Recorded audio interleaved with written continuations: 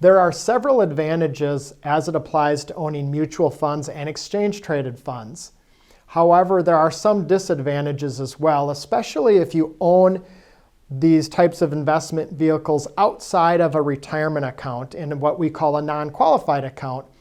When you own individual stocks, they tend to be more tax efficient than many mutual funds, because when you own a mutual fund, that mutual fund manager can buy and sell stocks within the mutual fund, and it can create a taxable event for you. And so you can't control when they're doing that.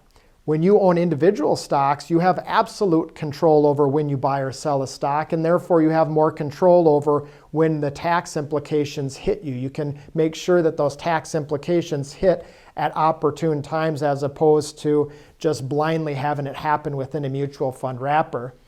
Number two, there are no costs for holding individual stocks. There are, of course, costs for holding mutual funds or exchange-traded funds. Number three is control.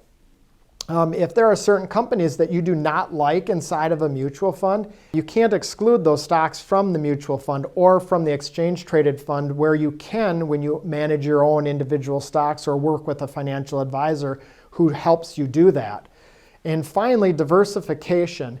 Many mutual funds and exchange-traded funds are invested based on an index, and sometimes those indexes can be very heavy in a certain sector of the market. For example, right now, the S&P 500 index is very heavy in tech stocks and communication company stocks. And if that turns out to be a bubble, it's going to hurt people that invest in vehicles similar to the S&P 500 and other similar products. When you own individual stocks, you can make sure that you're spreading your eggs in many different baskets as opposed to blindly putting it into some sectors that may or may not do well in the future. I hope you find this helpful. If you want more information on how this works, I did write an article for Forbes called 4 Advantages of Owning Stocks over Mutual Funds. You can find that on our website at bernicke.com simply by clicking on the Education Center. Thank you.